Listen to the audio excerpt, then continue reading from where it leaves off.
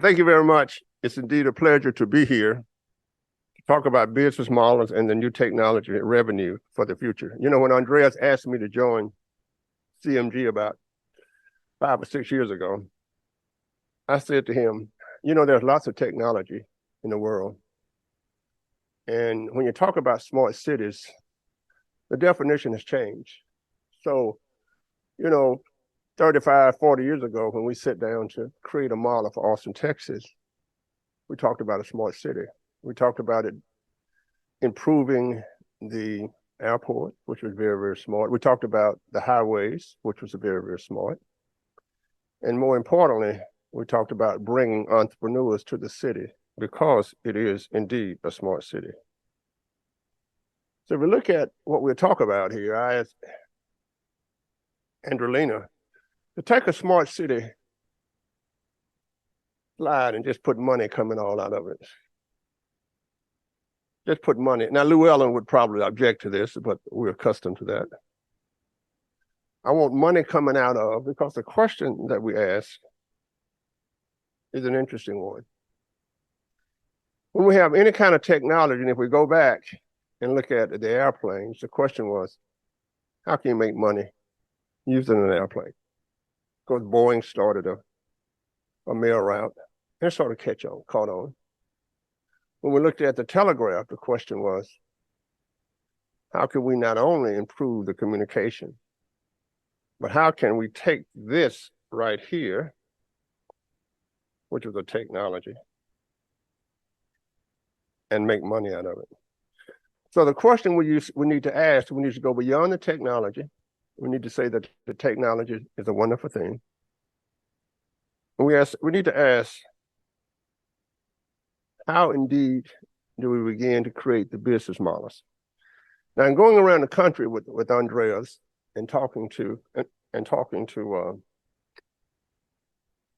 city leaders and talking to community leaders, like anything, people really don't get the business models. They really don't understand exactly how this will, quote, benefit the city. And remember, the city, if you will, is a service. So we have a city as a service. So you have to make a decision about exactly how you're going to infuse, if you will, the technology with the innovation and with the entrepreneurship. Because cities do not sit in a vacuum. If you go back to the great book entitled 2,000 Years of Business History, you go back to 2000 BC, the ancient Assyrians, it was obvious that cities followed the technology. It was obvious that cities, as we were moving from hunting and gathering to other kinds of economic arrangements, and innovations were coming in, whether a certain kind of oil, which is an innovation, whether it's a highway like the Romans, which was an innovation. So anything that improves the lives relates to the city. Well, we have an interesting situation now developing. And what makes this part of history so different, as everybody knows, is the connectivity with sensors. So the smart city has graduated, if you will, from just highways. And remember, when we did the interstate, the question asked, how can you make money with the interstate? Well, you put billboards up, because that's where people. How do you make money with the interstate? Well, you have all of the off-ramps for food. Okay. But right now, what's so different is the revolution in connectivities has created something that is unprecedented, if you will, in the world of cities, in the world of economics. So put it like this. When I look at the research on smart cities, and they're doing great things in Europe, by the way, and people talk about the connectivity and how people can be connected. And when we talk about connectivity, we're talking about the technology of sensors. And of course, there's two things there, right? You've got the business model, people are selling sensors. Then you have some people objecting to the privacy because sensors can see everything. So we want to talk today for our panel to chew on, if you will, the different things and the different models that one can create.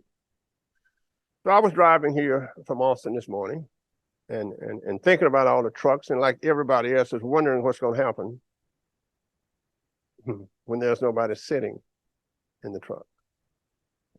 I was thinking about AI and how it is being produced, if you will, which to me, of course, is just statistics rebundled with regression for prediction, and then for logic regression when you say, is it a car or is it a deer or whatever it is.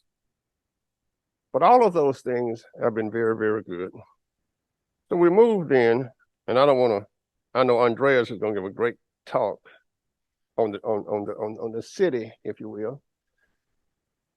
That is the idea of lighting as a service. I'm going to leave that for Andreas. But what we do know is this. I'll just give a case here that Andreas and I ran into. So we drove up to Killeen in his wonderful, wonderful sports car, doing about 96 miles an hour. Because I hid down because I didn't want him to get stopped. You know, I dropped my head. I didn't want him to get stopped. So we go to this wonderful city called Killeen. Okay, go to this wonderful city called Killeen. And their biggest issue now is that somebody else wants to own the light poles. And they were asking, why in the world would someone want to own the light poles? With all of the connectivity and the sensors there on the right, it's the connectivity, which is the most important thing because it is producing the data. So the fundamental issue of a smart city and business model relates to the data that are created. It relates to how we begin to understand the relationship between the data and making the city a service for people who live there. Now, data science and the data has come a long way, but the business models, they're not as tight, right, as they should be. And the reason, as we found in places like Killeen, is that nobody has sat down on the city council and talked about how in the world can we make revenue off of these sensors. So Andreas and I was there to talk about lighting as a service, but I want to move on from there because he's going to really get into that in his presentation. But basically, Killeen didn't understand that the light pole was no longer a light pole. They didn't understand that. And this cell phone is no longer a telephone.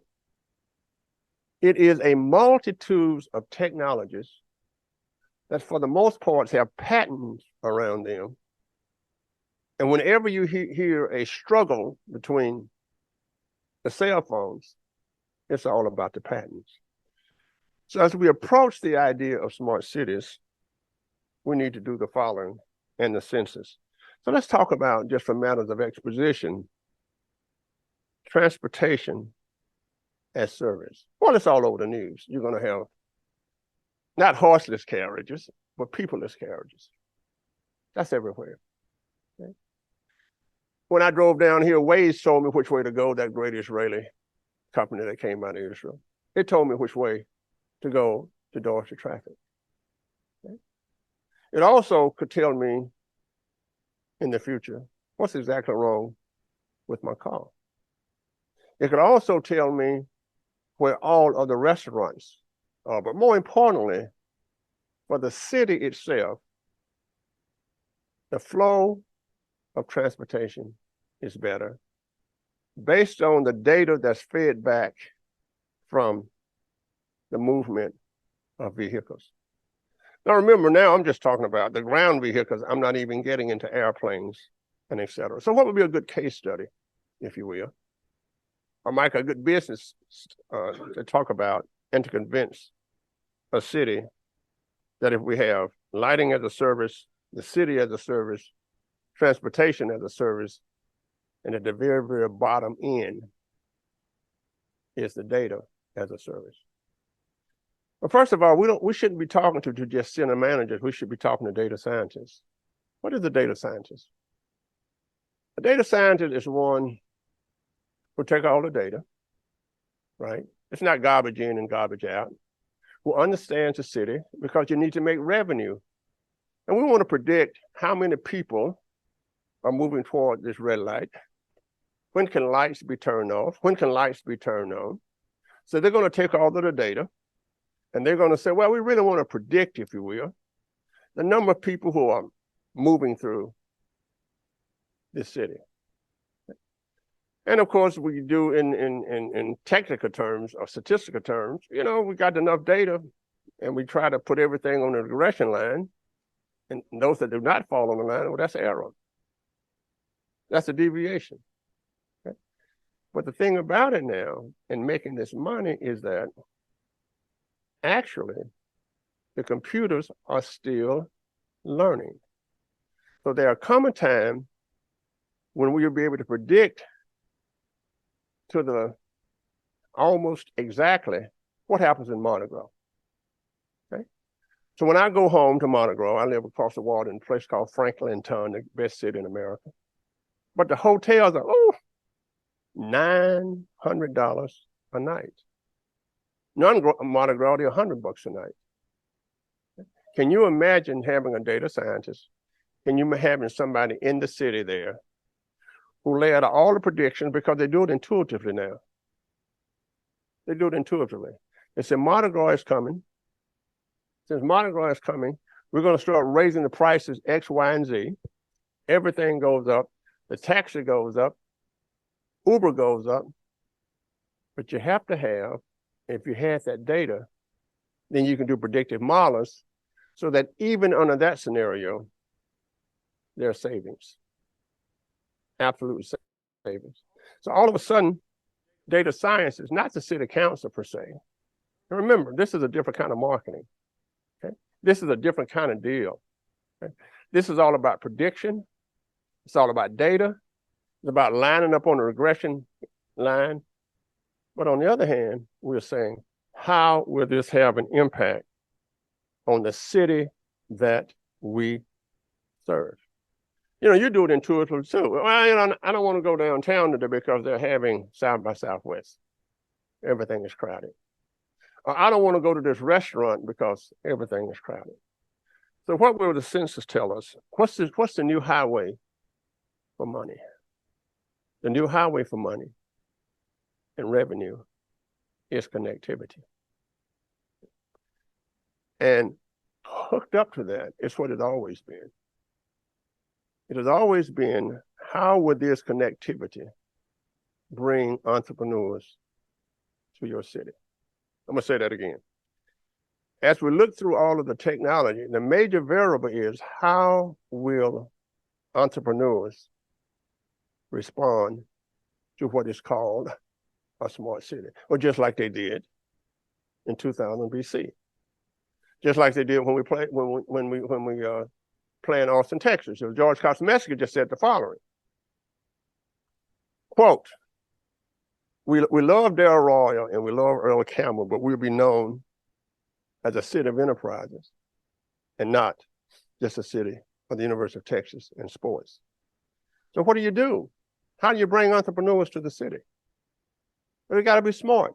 The connectivity would be absolutely wonderful, absolutely great for anybody saying that they're going to go to any city. Oh, by the way, it's also absolutely great for people who want to move to small cities too.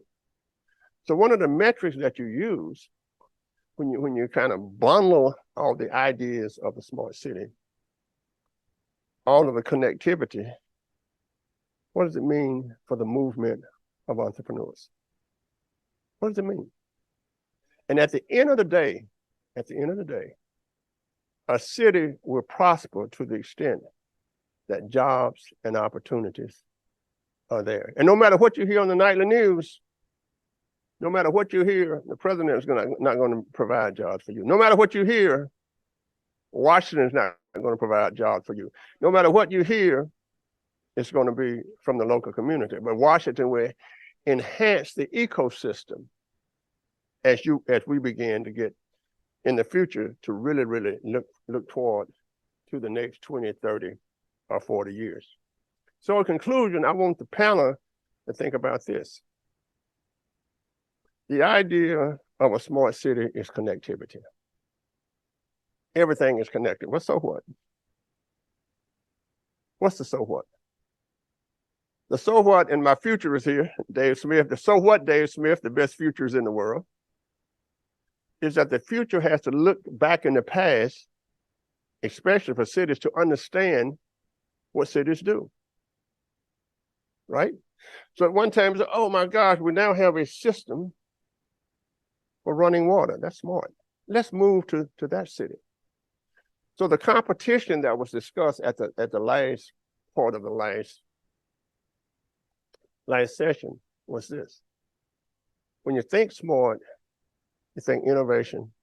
When you think innovation, you think entrepreneurs. One of the greatest things that I tell people, and I was just on the phone with some other people, and they wanted to speak at a college, and they wanted to speak in my school. They want to go to business school and talk about what they're doing with their company. I said, wait a minute, what about biology, chemistry, engineering? Because with our competition for China, this is what we learned.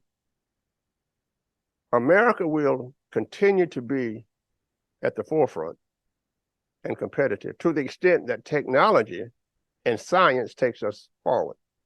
Dave, when we met and started with IC Square, we would say, well, management, which I do, management, accounting, and finance is good, but what about the science?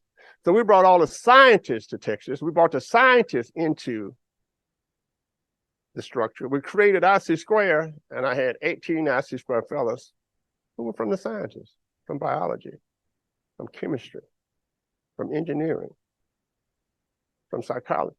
So the point is, as we talk about the smart city, we've got to connect the smart city to the sciences.